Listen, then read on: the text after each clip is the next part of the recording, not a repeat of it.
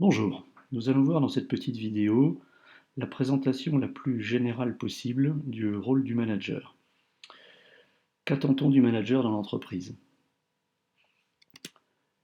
Attend-on de lui qu'il assure le quotidien, qu'il maintienne un système existant, ou attend-on de lui qu'il prépare l'avenir, qu'il fasse en sorte que son entreprise, son service soit plus opérationnel, plus performant demain qu'hier? Alors idéalement, bien sûr, il faut les deux. Mais dans la course à la performance, c'est la dimension préparation de l'avenir qui nous paraît prépondérante, tout en assurant évidemment le quotidien. Donc, c'est un petit peu une réponse de Normand, mais dans les formations que nous dispensons, euh, nous veillons à ce que les managers qui nous rencontrent repartent avec des axes de travail leur permettant de faire en sorte que leur avenir soit plus ensoleillé que leur passé. Alors, quelle est la composition finalement de ce rôle? Comment pourrait-on définir ce rôle?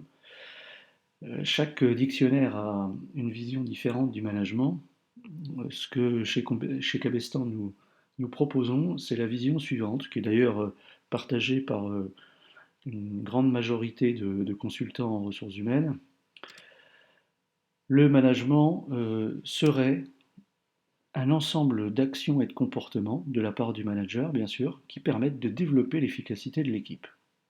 Alors qu'est-ce que ça veut dire, développer l'efficacité de l'équipe? Efficacité, déjà, ce terme-là, on peut utiliser des synonymes. Performance, autonomie.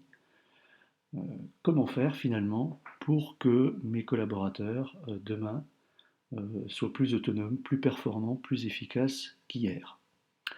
C'est quelque chose d'enthousiasmant pour nous. Euh, ça veut dire que ça prépare des jours meilleurs.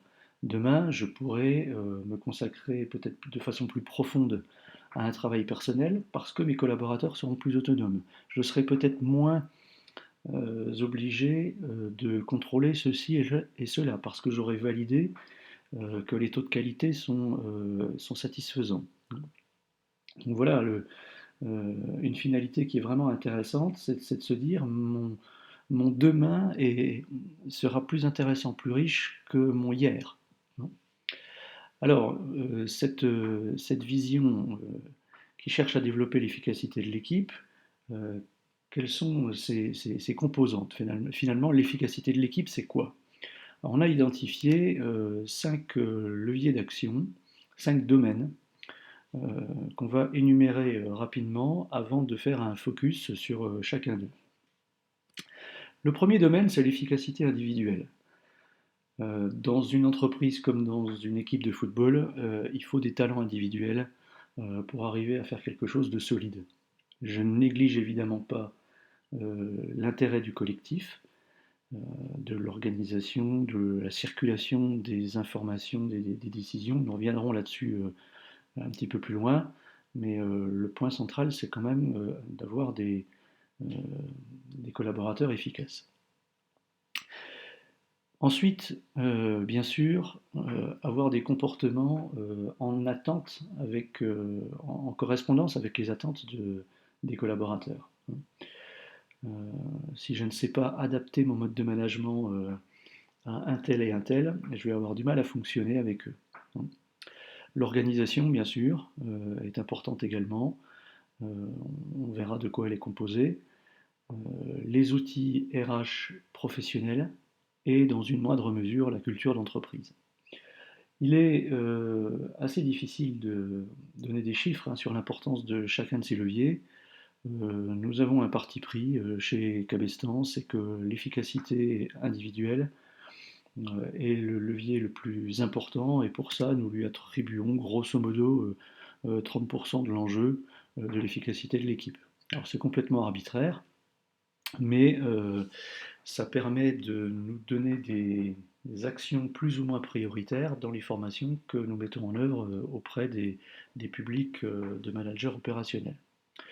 Les comportements du manager, l'organisation et les outils RH, nous les estimons tous trois à hauteur de 20% de l'enjeu, et la culture d'entreprise avec un enjeu un petit peu plus faible. Voilà, donc on pourrait considérer que ces 5 leviers sont à part égale, sauf que l'efficacité individuelle est un peu plus importante et la culture d'entreprise un peu moins. Alors tout ça reste bien évidemment discutable, mais c'est ça qui a guidé notre action en matière de formation. Alors je vous propose maintenant un petit focus sur chacun de ces leviers. On va commencer bien sûr par le premier, l'efficacité individuelle. Qu'est-ce que c'est que l'efficacité d'un collaborateur? Alors, il n'y a pas beaucoup de formules mathématiques en management. Il y en a une quand même qu'il faut retenir parce qu'elle fait quasiment l'unanimité de tous les consultants en gestion des ressources humaines. Cette formule, c'est E égale MC. Qu'est-ce que ça veut dire en français dans le texte? C'est l'efficacité, c'est la motivation par les compétences. En clair, pour qu'un collaborateur soit efficace, performant ou autonome, il faut qu'il soit simultanément motivé et compétent. Donc si je reviens un petit peu en arrière, et que je m'attribue comme rôle de manager de développer l'efficacité de mon équipe, et principalement à hauteur de 30% l'efficacité individuelle de chacun de mes collaborateurs, je dois donc avoir des actions régulières, répétées, voire permanentes, sur la motivation et sur la gestion de leurs compétences. Voilà le premier domaine. Nous avons énormément de formations qui traitent de ces problématiques, tantôt de l'efficacité dans sa globalité, tantôt des focus sur la motivation, tantôt des focus sur la gestion des compétences. Deuxième levier important de l'efficacité de l'équipe, c'est les comportements bien sûr du manager. Il y a un principe auquel nous sommes très attachés, c'est l'individualisation du management. Être capable d'adapter son management aux différentes situations. Alors qu'est-ce que c'est qu'une situation? C'est déjà la nature du collaborateur à qui je m'adresse. Est-ce qu'il est compétent? Est-ce qu'il est motivé? Les deux ou rien du tout? Est-ce que je suis dans une situation d'urgence? Est-ce que je suis dans une situation qui a un enjeu particulier ou pas? Et bien, en fonction de tout ça, selon un modèle américain qui est très utilisé dans le monde, nous cherchons à faire en sorte que nos managers qui participent à nos stages de formation soient particulièrement sensibilisés sur cette dimension-là, être capable d'adapter son mode de communication et de management aux différentes situations. Évidemment, s'affirmer, faire preuve de leadership, si on n'est pas entendu dans l'équipe, c'est très difficile de fonctionner, je ne veux pas passer énormément de temps là-dessus, c'est une évidence. Faire preuve d'exigence de plus en plus, les résultats doivent être quantitatifs et qualitatifs dans l'entreprise pour rester dans la course. Faire preuve d'équité, on le voit bien aujourd'hui, la dimension sociale de l'entreprise est en train de prendre une certaine ampleur. Beaucoup de salariés d'ailleurs confondent la notion d'équité avec celle d'égalité, donc il est important d'éclairer les managers là-dessus, comment fonctionner, comment rendre plus à ceux qui s'investissent plus, dans la plus grande transparence pour qu'il n'y ait pas le risque d'interprétation en copinage. Une bienveillance générale, le manager n'est pas un garde-chiourme qui a pour vocation principale de donner des coups de fouet, mais bien d'accompagner ses collaborateurs vers à la fois plus de performance et plus de confort. Et puis il y a un esprit de coopération qui passe par une communication parfois abondante sur la stratégie, sur les informations utiles, etc. Troisième levier d'efficacité de l'équipe, c'est bien sûr l'organisation que l'on met en place dans le service. Savoir partager la stratégie de l'entreprise avec ses collaborateurs. Faire en sorte qu'ils sachent pourquoi ils se battent, pourquoi on leur donne des objectifs dans telle et telle direction, et pourquoi l'essentiel de leur attention va être focalisé sur tel et tel point. Une organisation qui soit à la fois responsabilisante et enrichissante. C'est pas forcément toujours facile à concilier. Les organisations les plus responsabilisantes sont souvent des organisations hiérarchiques, hein, basé sur un modèle pyramidal où chacun est responsable d'un territoire. Les organisations qui sont les plus enrichissantes sont souvent des organisations plus fonctionnelles où les salariés euh, ont comme ressources des experts. Donc concilier les deux, c'est pas forcément toujours évident, mais les managers doivent avoir une vision très claire de ces domaines pour savoir comment se positionner, soit en tant que hiérarchique, soit en tant que ressource. Bien sûr, faciliter l'accès aux informations pour les collaborateurs, hein, de façon à ce que le travail soit facilité de façon globale, et qu'ils puissent concentrer leur énergie sur ce qu'on attend d'eux et pas sur les moyens à mettre en œuvre pour y arriver. Et ensuite, des circuits de décision qui soient performants, notamment courts. Il n'y a rien de plus agaçant dans une entreprise que de renoncer faute de pouvoir mettre en œuvre facilement. Levier suivant, de l'efficacité de l'équipe, des outils RH qui soient performants. Alors qu'est-ce qu'on entend par outils RH? Ben, on peut commencer chronologiquement par le recrutement, hein.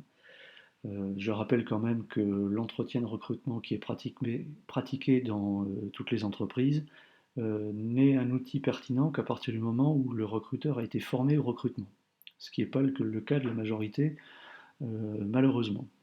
Donc il y a d'autres outils également, des tests de différents types qui permettent de conforter le professionnalisme de cette démarche de recrutement. Bien sûr, l'évaluation des performances. Alors là, dans certaines entreprises, on est à un bon niveau de performance, c'est le cas de le dire, alors que dans d'autres, on en est presque encore à la page blanche. Certaines entreprises ayant encore des grilles uniques pour l'ensemble de leurs salariés, ce qui en matière de facilitation des progrès est vraiment le minimum du minimum. La gestion des objectifs, on l'évoquait tout à l'heure, pourquoi je te donne un objectif dans telle direction et à telle hauteur. Est-ce qu'on est d'accord sur cette valeur, sur cet axe, hein? Donc il y a tout un travail d'appropriation par la négociation à faire dans la gestion des objectifs. Des définitions de fonctions qui soient claires, que les salariés ne se marchent pas dessus tout simplement et qu'on sache à n'importe quel moment dans l'entreprise qui est chargé de quoi. Ça paraît une évidence. Je vais très régulièrement en entreprise et je peux vous dire que c'est loin d'être clair dans beaucoup d'entreprises. La gestion prévisionnelle des emplois et des compétences. On sait ce qu'on veut faire aujourd'hui. Est-ce qu'on sait ce qu'on veut faire demain, dans 1 an, 3 ans, 5 ans? Quelles seront nos activités? Est-ce qu'on aura des activités qui auront disparu? Est-ce qu'on aura des activités qui se seront créées ou développées? Comment faire en sorte que nos équipes d'aujourd'hui soient nos équipes de demain, sans avoir à passer par la case Pôle emploi? C'est quelque chose d'extrêmement important, un point extrêmement important sur lequel les managers doivent être bien formés, parce qu'ils ont vraiment un rôle très important à la fois en matière de performance, mais aussi en matière de sécurisation des parcours et des emplois. Et puis, au jour J, la gestion des compétences et la formation. Beaucoup de managers ne maîtrisent pas les différents dispositifs de formation qui sont à la disposition de leurs équipes. Le plan de formation, beaucoup de managers savent à peine ce que c'est. Le DIF un petit peu, le CIF pas vraiment, la VAE jamais entendu parler, les périodes de professionnalisation encore moins, les bilans de compétences encore moins. Donc vous voyez qu'il y a tout un éclairage à faire sur ces dispositifs pour que les salariés sachent quelles sont les ressources en matière de formation qui sont à leur disposition pour permettre à leurs salariés de devenir vraiment acteurs de leur développement professionnel d'une part, et puis de façon plus prosaïque, plus performants dans leurs fonctions d'aujourd'hui et de demain. Et bon, il faut bien parler à un moment donné aussi des choses qui fâchent, hein, savoir faire vivre le pouvoir disciplinaire, hein, le pouvoir de direction de façon plus générale, hein. Comment faire quand un collaborateur ne se comporte pas comme il faut? Est-ce qu'il doit être recadré? Est-ce que certaines procédures disciplinaires doivent être mises en œuvre? Comment on peut sortir la tête de l'eau d'un salarié en difficulté? Voilà les 5 leviers maintenant terminés, puisqu'on aborde le dernier qui est la culture d'entreprise. Première composante de la culture d'entreprise, bien sûr, être capable déjà d'identifier les valeurs de l'entreprise euh, et de les partager. Quelles sont-elles ces valeurs? Est-ce que la tête de l'entreprise les a clairement énoncées, évoquées? Qu'est-ce que les managers ont fait pour les récupérer et pour les vendre? Les salariés et les managers connaissent-ils l'histoire de l'entreprise? Partagent-ils les valeurs et aussi l'histoire? Ont-ils vécu une partie de cette histoire? Ont-ils des héros et des références qui ont permis le succès de l'entreprise? Partage-t-on des croyances sur des modes opératoires, sur des clés de succès? Et enfin, a-t-on des méthodes de travail et des rites en commun? Je passe un petit peu plus vite sur ce domaine numéro 5, culture d'entreprise, parce que vous l'aviez bien compris, c'est celui sur lequel nous estimons que les enjeux sont les moins importants, même si nous ne le négligeons pas. Voilà, nous avons maintenant fait complètement le tour des 5 leviers. Euh, Nous vous présentons maintenant quelques modules de formation qui répondent à ces problématiques. Alors par exemple le nouveau manager, hein, qui est un stage assez complet de 4 jours, 2 jours plus 2 jours, avec une partie théorique et une partie pratique. Les fondamentaux du management pour y voir clair sur l'ensemble du management sur une durée un peu plus courte. Communiquer avec son équipe bon, qui ne nécessite pas d'être expliqué. L'exigence et le confort psychologique, hein, comment allier les deux. C'est un module qui s'appelle Management durable. Euh, Nous avons de la formation également sur les techniques du recrutement, sur l'exercice du pouvoir disciplinaire, etc., etc. Sur la page suivante, vous trouverez les coordonnées de notre site internet sur lequel vous allez pouvoir trouver une offre pléthorique en matière de management et de GRH. Donc, nous y voilà. Pour nous contacter, vous avez 3 possibilités, hein, soit visiter le site cabestanconseil.fr, soit nous adresser une demande d'information par le mail contact @cabestanconseil.fr, ou alors nous joindre par téléphone. Voilà, merci pour les quelques minutes que vous nous avez accordées. J'espère qu'on a éclairé un petit peu déjà votre connaissance du rôle du manager et qu'on vous a donné envie d'aller un petit peu plus loin avec de la formation dans tel ou tel domaine. Voilà, merci et bonne journée.